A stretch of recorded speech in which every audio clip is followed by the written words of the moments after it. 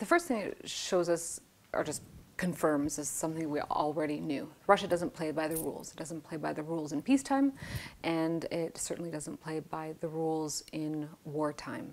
Attacks on critical infrastructure are tantamount to war crimes, and this is how Putin thinks that he's going to win the war. He's not winning it in the conventional sense. He's not winning it on the battlefield, and so this is where he's taking his war. So he doesn't play by the rules, and he's losing, and he's desperate. It also shows us that he may stop at nothing. And so that means that we have to continue to redouble our efforts as diplomats, as military partners, to make sure that he is stopped, and that the victory, that Ukraine's victory, is clear and unambiguous. The last thing it shows us, I guess two other things it shows us. First, that Ukraine is very strong. Ukrainians are showing themselves to be resilient. You're going to attack the critical infrastructure? Fine. We're going to make sure that elevators have water and candles and everything you might need if you get stuck in an elevator. Ukrainians are thinking ahead to what the winter might bring and preparing themselves. And so Ukrainians are showing this strength, not just on the battlefield, not just in the energy sector where they're quickly, rebuilding or, putting new asphalt down on the street that gets hit by a missile, or rebuilding the park, but mentally gearing up for more of these kinds of attacks. So that's it's inspiring to see. The last thing I would say is that, as brutal as these attacks are, the Western coalition, the coalition of countries that are supporting Ukraine, will not be broken. It just makes us stronger. It makes us want to work harder. We do not miss a step. Keep going. So I think it shows a huge weakness on the part of Russia and a lot of strength on the part of Ukrainians and their partners.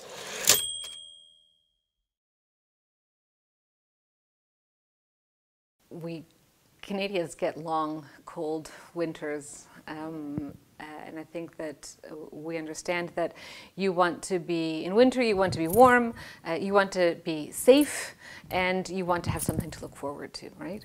And I think that, that Canada is showing how it can stand with Ukrainians in being warm and being safe and having something to look forward to. On the warm side, a couple of weeks ago, Deputy Prime Minister Freeland announced that Canada will be making a significant contribution to the pot of money that will be available to Ukraine if Ukraine needs to buy gas on the foreign market, if it needs to import. It's an expensive proposition for Ukraine. It's money the Ukrainian budget doesn't have, but we've made, I think it's about $300 million contribution to that fund. So the money will be there if you need to buy gas. On the battlefield, the soldiers need to be warm, and one of part of the announcement the other day was 500,000 pieces of winter gear. So we hope that, knowing that that's coming, it will help on the battlefield to stay warm.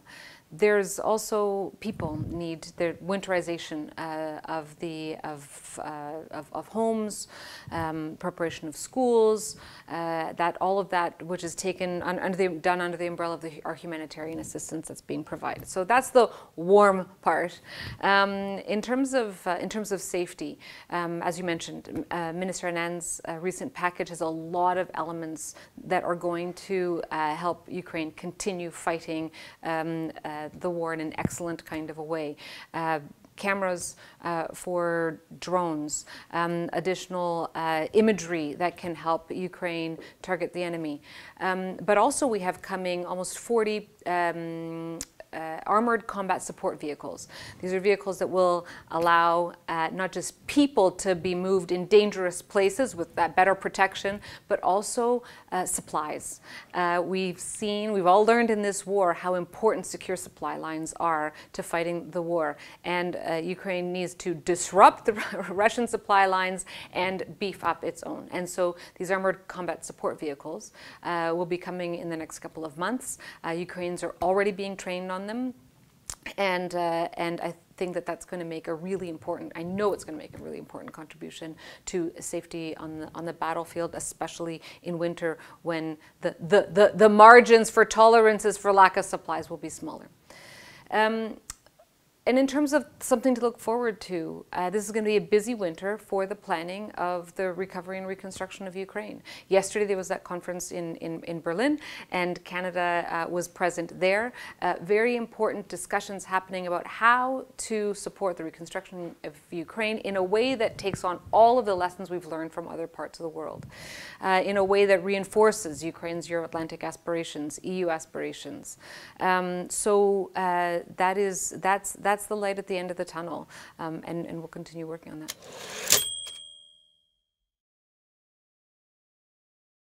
Lots of discussions happening about the recovery, and we talk about the recovery as if it's one thing, but it's actually really, really complicated, and it's big, and in some ways it's already started. In some ways it's going to be going for a very, very long time, and we don't need to wait until the end of the war.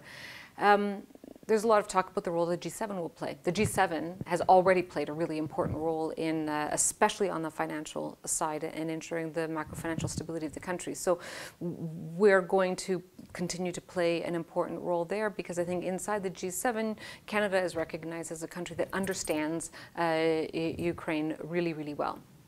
And so in that context, we advocate strongly. We also have all of our bilateral programs, which will continue and very likely increase to support the reforms in particular. The reforms, all those reforms that were underway before the invasion, they need to continue, especially judicial reform, corporate governance reform, and decentralization reforms.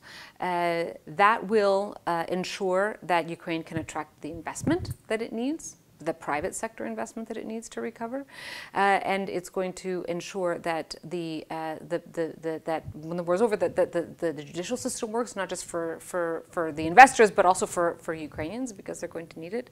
And decentralization will make sure that money flows to the priorities that people have. It will make sure that democracy is actually in action here.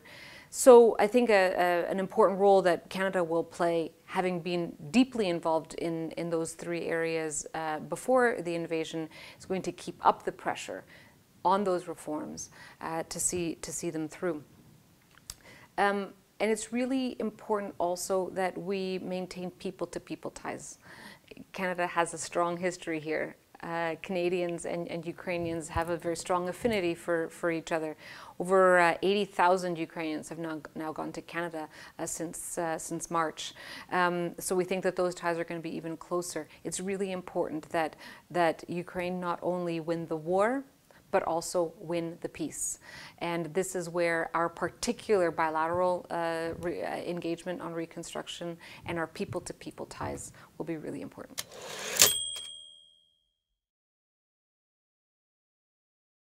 I think when we talk about defense and security, it's very much a no-fail mission. And when we talk about no-fail missions, it's sort of single-minded and everything else falls away. And this climate center of excellence on climate and security puts front and center the idea that climate, protecting our environment and mitigating the effects of climate change is also a no-fail mission. It has to be right up there with security. So, and that's why Canada has taken the lead on this Centre of Excellence. The way these Centre of Excellence work, they're about research, they're about analysis, they're about training and developing doctrine and working in partnership with everyone who has something to offer and something to gain to evolve the scope of knowledge and practice. We're just working on standing it up, so it doesn't exist just yet, but we're working on that. Now, Ukrainians are, you're a live learning environment here. It was recognized so even before the invasion because of everything, the war going on in Donbass. But I think now, even more so now, there's going to be an opportunity to learn from what's going on here and to immediately put into practice the lessons about how you protect the environment, how you advance climate initiatives in the context of war, whether it's on the battlefield, in the military-industrial complex, in how you train, in the fuel you use, everything. War is a scourge on the environment, an absolute scourge. So I think that there's going to be a lot of interest in developing new knowledge, and this is the place to do it. So I expect there will be a significant dialogue and work between that center and what's going on here in Ukraine, because your partner, all your partners, all we as partners are interested in that. I'm going to add one more thing in terms of the Climate Change Center and green energy. There are a lot of private sector investors in the world working in green energy, in green technology. They have been in Ukraine. They want to stay in Ukraine. This is perfect for private sector investment. Ukraine needs to make good on its obligations to the investors who were here, and it needs to make sure that the system it sets up to attract that investment has integrity. We've had some significant investment from investors, Canadian investors here, in particular in solar energy, and the experience hasn't been a positive one. And so now we take that experience, we take it into our diplomatic work with the government to ensure that that the next investor experience can be a better one. This is not an area where governments necessarily need to be investing. This is a prime area for private sector investment, and the climate for private sector investment needs to be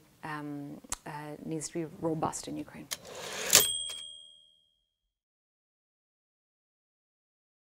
I would say two words. First, interoperability, and secondly, survivability. Before the invasion, Canada had already trained over 33,000 soldiers. And I was really pleased that the break in Op Unifier after the invasion was very short. Immediately we tried to look for ways to resume that training because we knew how important it was.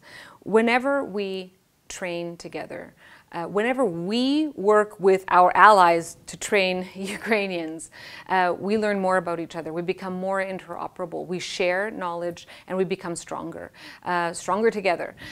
So this is really good for NATO allies to be doing more together and to be figuring out how to solve the problems. Even something like figuring out how to operate together on the UK territory. At the same time, it brings Ukrainians deeper, faster into that system of NATO standards and doctrine and communication and concepts of leadership. These are really important to how Ukraine fights the Ukrainians fight on the battlefield. And we already hear from Armed Forces of Ukraine and others how important those Western concepts of leadership are in prosecuting this war. And then in terms of survivability, it's making sure that when the bad things happen on the battlefield, that there can be an appropriate response. One of the areas where we have been training is in combat medicine and combat first aid. Everyone needs to have a high degree of knowledge of what to do when there is injury on the battlefield, and to increase survivability of the troops that are there. So I would say from the very highest, loftiest principles that we have as an alliance to work together to defend each other and to secure the Euro-Atlantic space, right down to ensuring that soldiers can go home whole to their families when the war is over.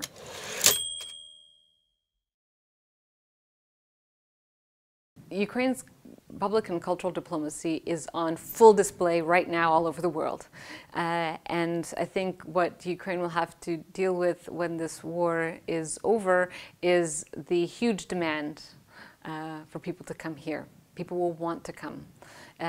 So the question is, how will Ukraine seize that? You need to build the infrastructure. You need to put together the programs, engage young people who have been enthralled by Ukraine, whether it's in the humanitarian sphere, in the social sphere, in the media sphere, in the communication sphere, or in the military sphere. How are you going to bring them here to show them, to have them experience Ukraine in real life? I love that President Zelensky talks about wanting Ukraine's victory to feel like a common victory. He wants the citizens of the Western countries who are supporting Ukraine to feel like not just the end victory is a common thing, but that every